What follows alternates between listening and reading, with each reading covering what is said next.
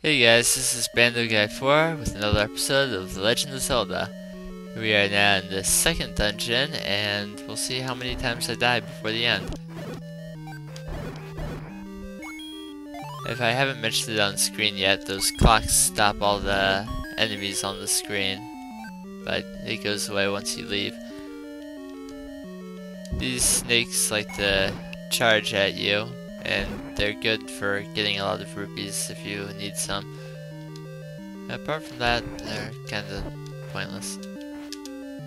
They're not real threatening.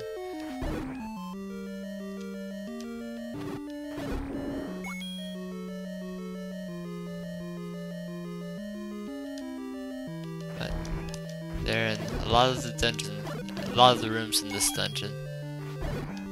So this is a good place to come if you need rupees for the candle or really anything.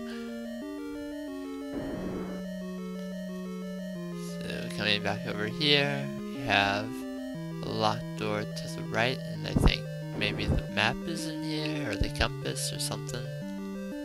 Yep, the compass. And like I said before, these guys can be killed with a boomerang.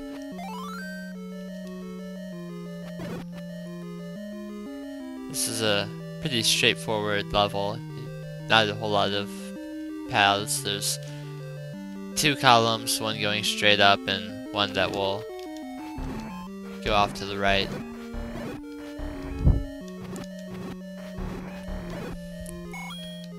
I'm trying not to lose too many hearts here,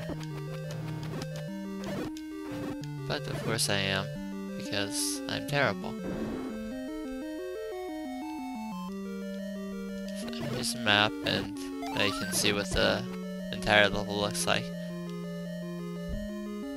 There's no underground special item for here like there was a bow in the last level, but there is something you can get here that is easily missable. And it is in this room. There are 4 statues at the corners shooting at you. And there's also these 3 blue moblins, and when you kill all 3 of them, you get the magic boomerang, which is just about the same as the regular boomerang, except you throw it faster and it goes all the way across the room.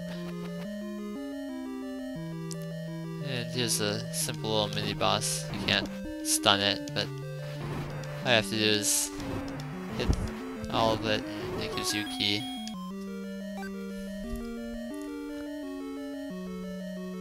Come over here, you can get some more bombs, which you need for the boss of this area. And also some spike traps, but as long as you just keep moving, it won't hit you.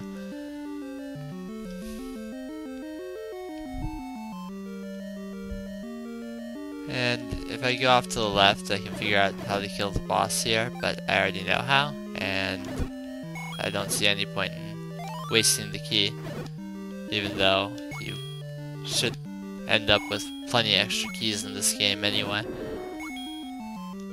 So I'll just keep going up. And hopefully take out these moblins without too much difficulty.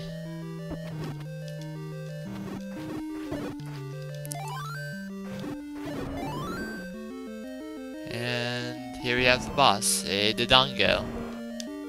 And if you've never played the Legend of Zelda game, I can now tell you that the Dodongos get killed by bombs, and they have to eat them. And 2 bombs will finish it off, get you the heart container, and in the next room is the Triforce piece. So, a very, very simple level. Probably one of the easiest ones in the game.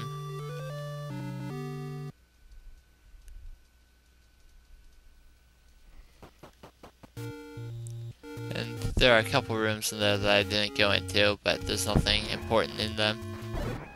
The only important thing that I definitely wanted to get in there before leaving was the magic boomerang, so that's 2 of the 8 dungeons already completed. And hey, these guys are frozen, so let's see if we can get them to fill back up our hearts. Nope. If you come up, there are a couple Armor statues here. If you touch the right one, you can and get the enemies out of the way. You can go down and then get some more rupees.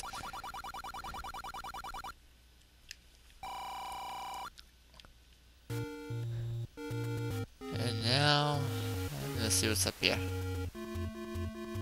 Don't think it's anything important up this one. Now, but there is something near here that I do want to get before going on to the third dungeon.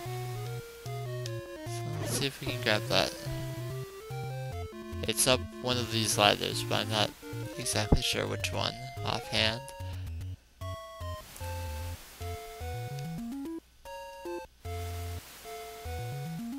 It is this one. If you go down these stairs, this guy will tell you to show this piece of paper to an old woman, and she will sell you potion, which is why I don't get water of life at any of the hidden areas where I can get a heart container. Speaking of which, one of those is pretty close to here, so I will get that as well on my way to the next level. I believe it is this rock that you bomb. Bomb towards the right side.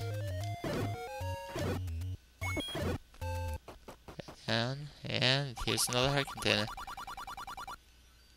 So that's about half the heart containers you can get in the game now, before the third level.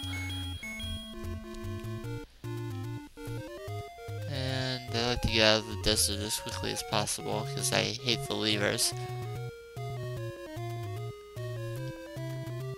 Actually, I'm just going to go ahead and head back to the first area real quick and get a save in while I'm at it.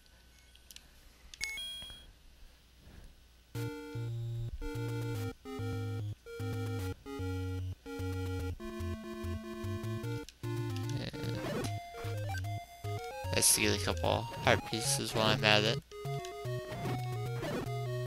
Hopefully a few more before I get all the way over there. But this level is most of the way to the left of the map.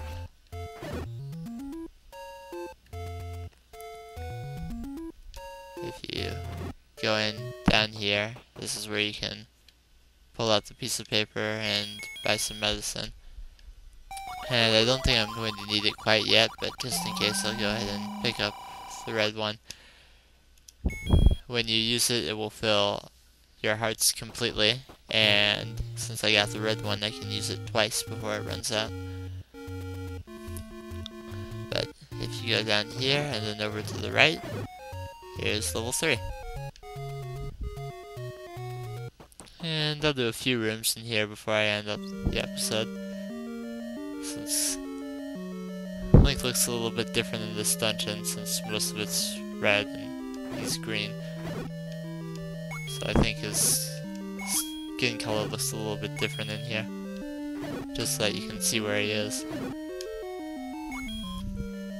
Those guys, if you have the white sword, they die pretty easily, and they drop hearts quite often. If you use anything other than your sword to attack them, they will split into 2 of the smaller ones. Here's our first instance of Dark Nuts, and boy do I hate these guys. You can only attack them from the side or the back, otherwise they will block you with their shields. And they take off a lot of damage if you get hit by one of them. So there I go. Let's see if I can at least get back to that room real quick.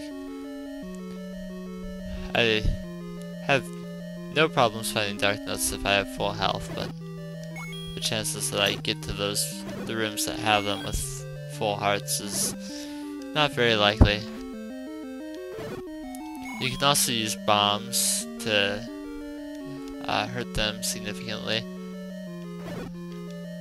because that will not be affected by their shields. But I don't have a whole lot of bombs, and I don't think I need them for anything specific in this dungeon, but I'd rather just have them for really dangerous enemies. These particular dark nuts actually aren't that bad, as they only take 2 hits to take out with this sword. And they often drop bombs for you as well. But when you see blue dark nuts later on, that's when I get scared. So off to the left here is the compass, so you can get an idea of where the boss will be in this place. And a locked door. And since I had to unlock the door, I ended up getting hurt there, which I really shouldn't have. There are several rooms that have many dark nuts in here, and I do not like them. I often end up playing chicken with the dark nuts, seeing who turns around first, and it's usually me. When I get up to 250 rupees, I'll get an item that makes the red dark nuts not remotely frightening. But since I don't have that many rupees yet, they're still scary. And I'm probably about to die here. Well, we'll see what I can do in this room first. Lots and lots of dark nuts. And since you don't get anything for killing these particular ones, I just try my very best to avoid them. But you do have to get past them. Let's see. I'm getting a little bit of lag with this many enemies on the screen. There we go. Well, I think I will head down there. Save that for the next part. So, this has been BandoGuy4. If you like this video, give it a thumbs up. Feel free to comment, and if you like my videos so far, subscribe because there's more on the way. And I will see you guys next time.